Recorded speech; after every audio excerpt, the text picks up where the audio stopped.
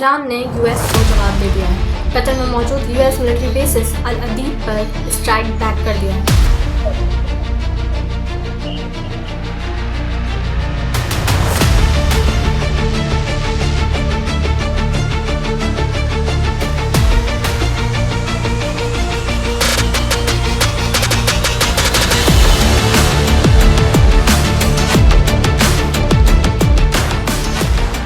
जिसका अभी तक अमेरिका की तरफ से कोई रिएक्शन नहीं आया है, लेकिन मसला ये हो गया है कि कतर ने ईरान के इस स्ट्राइक बैक करने को अपने दिल पर ले लिया है। ईरान ने ये बात समझाने की कोशिश की है कि हम कतर से फ्रेंडली रिलेशनशिप्स ख़राब नहीं करना चाहते और ना ही हमने किसी रेजिडेंटल एरिया में कोई अटैक किया, कोई नुकसान पहुंचाया। यूएस का भी ये कहना है कि कतर में मौजूद मिलिट्री बेस पे ही अटैक हुआ है और उसके अलावा और कोई नुकसान नहीं हुआ है। ईरान की तरफ से तो ये एक यूएस मिलिट्री बेस पर हमला था, लेकिन एक दिन पहले कतर ने ईरान की तरफ से 19 मिसाइल्स अपने ऊपर फायर होते हुए देखे हैं, जो कि कोई छोटी मोटी बात बिल्कुल नहीं है।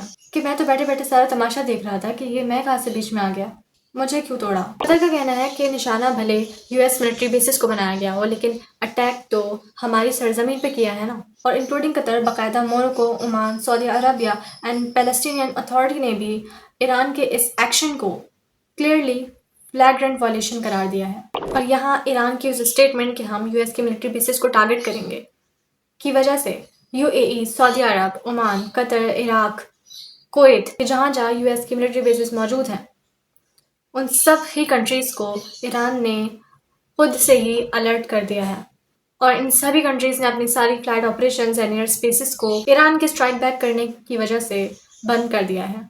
मतलब इजराइल एंड अमेरिका के सामने तो इन्होंने अपना फ्रंट खुला ही हुआ था, लेकिन अब इन सारी कंट्रीज़ के आगे भी ईरान अपने फ्रंट खोलने जा रहा है, अपने खिलाफ करने जा रहा है। यहाँ कतर ईरान से कोई जंग तो नहीं करेगा, क्योंकि कतर का बयान है कि ईरान से आने वाली 19 मिसाइल्स को कतर ने अपने डिफेंस सिस्टम से सक्सेसफुली इंटरसेप्ट कर दिया है। सिवाय अल अदीद पर अटैक होने के सारी चीज़ें स्टेबल, लेकिन इसके बावजूद भी ईरान के इस एक्शन को उन्होंने सही नहीं समझा और इसका जवाब देने का हक वो समझते हैं। इससे हम ये अंदाज़ा लगा सकते हैं कि बाकी जो मिलिट्री बेसिस मौजूद हैं दूसरी कंट्रीज़ में, including Saudi Arabia, Oman, Iraq और कुवैत वगैरह, तो आपको क्या लगता है कि क्या वो सारी कंट्रीज़ अपने आप को यूएस टारगेट समझकर ईरान के स्ट्राइक्स को सह लेंगी?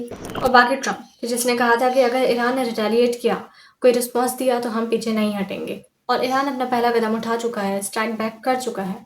और अभी तक फ़िलहाल ट्रम्प ने अपने वाइट हाउस के सिचुएशन रूम में बैठकर इन सारी चीज़ों का मुआयना करने के बाद ईरान पर कोई भी हमला ना करने का फैसला लिया है। लेकिन अब देखने वाली बात यह है कि क्या ईरान अल अदीद, जो कि one of the biggest military bases है यूएस की, इसको उड़ाने के बाद खामोश बैठता है, या पिक्चर अभी बाकी है और ईरान ने दूसरे मिलिट्री बेसिस को भी अपना टारगेट बनाया हुआ है। रिटेलिएट करने का एक और तरीका स्ट्रेट ऑफ हॉर्मुज़ को बंद कर देना है, जो कि ईरान ने कहा है कि वो कर देगा। फर्स्टली लेट्स नो कि ये है क्या। ये एक नैरो वाटर पैसेज है ईरान एंड ओमान के बीच में। दुनिया का 20% तेल यहाँ से गुजरता है। हर रोज़ 20 मिलियन बैरल गैस और ऑयल यहीं से शिप होता है, और अगर ये बंद हो जाए तो पेट्रोल का रेट सीधा आसमान को छू ले।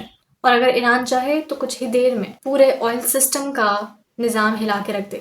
यूएस इजराइल स्ट्राइक के बाद मैप में यहाँ से आने जाने वाले जहाज़ों की रफ्तार बढ़ती देखने को मिली, क्योंकि अंदाज़ा हो चुका था कि क्या होने वाला है। और 14 जून को ईरान ने क्लियरली वार्निंग दे दी कि हम स्ट्रेट ऑफ हॉर्मुज़ बंद कर सकते हैं, जिस पर ऑयल प्राइसेस बढ़ने लगी और $74 से $80 तक आ गई। और अगर सच में यह हॉर्मुज़ बंद हो जाए तो $150 तक पहुंच जाने की प्रेडिक्शन भी की गई है। लेकिन यहाँ पर आ गया है एक plot twist. Look at this tweet of Trump, जिसका कहना है कि oil prices are under control and we don't need Middle East oil anymore. ये वो ट्वीट है कि जिसके बाद ऑयल की प्राइस 6.5% तक नीचे डाइव मार चुकी है। अमेरिका के अंदर ही बहुत सारे तेल के ज़ख़ीरे मौजूद हैं कि जिसका फ़ायदा उठाते हुए ट्रम्प ने ऑयल की प्राइसेस को हाई होने से रोक लिया है। यहाँ एक सवाल ये भी उठता है कि अगर इस चॉक पॉइंट को स्टक करने से यूएस के अलावा बाकी मिडल ईस्ट कंट्रीज़ को भी नुकसान हो सकता था, तो फिर ईरान ने ये फैसला लेने का सोचा ही क्यों, कि जो खुद उसके लिए भी बायसे नुकसान बन सकता है। इसके पीछे 3 रीज़न्स हैं। पहला ये कि ऐसा करना ईरान के लिए पॉसिबल था। दूसरा ये कि इसके ज़रिए पूरे मिडल ईस्ट में टेंशन क्रिएट किया जा सकता है। और तीसरा सबसे इम्पोर्टेंट ये कि सब कुछ होने पर पूरा मिडल ईस्ट ट्रम्प को ब्लेम करता है इसके लिए, जिसकी वजह से यूएस और इजराइल कुछ भी करने से पहले 10 दफ़ा सोचते। लेकिन यहाँ ट्रम्प के सिर्फ एक ट्वीट ने मार्केट में पैनिक ख़त्म कर दिया और ऑयल प्राइसेस नीचे गिर गईं। और ईरान का साइकोलॉजिकल प्रेशर क्रिएट करने का जो एक प्लान था वो शुरू होने से पहले ही अनफॉर्चुनेटली फ्लॉप हो गया। मतलब ये है कि अब ईरान का स्ट्रेट ऑफ हॉर्मुज़ बंद करने का कोई फ़ायदा नहीं होगा, उल्टा उसका नुकसान ही होगा और यूएस को इससे कोई नुकसान अब नहीं होगा। अमेरिका ने अपनी जदीद तरीन टेक्नोलॉजी से, अपनी जदीद तरीन वेपन्स से ईरान की न्यूक्लियर फैसिलिटीज़ को तबाह करने की कोशिश की, लेकिन ईरान का कोई नुकसान नहीं हुआ।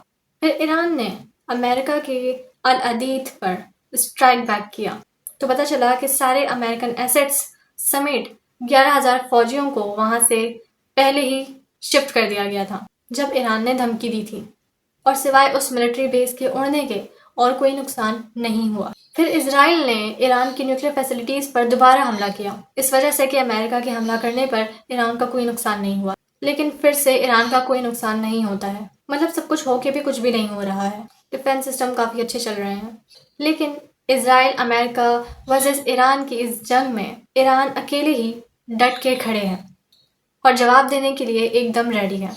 इंडिया पाकिस्तान वॉर में तो ट्रम्प ने यहाँ के सीज फायर करा दिया था, लेकिन अब इन कंट्रीज़ के दरमियान सीज फायर कौन कराएगा ये देखने वाली बात होगी। So guys, let's she cease fire होता है या world war 3। Let me know in the comments कि आपको क्या लगता है। See you soon guys in the World War 3. क्या बोला तूने? नहीं, पहले क्या बोला? Oh, sorry. I mean in the next educational video like this. And till then, take care and Allah Hafiz.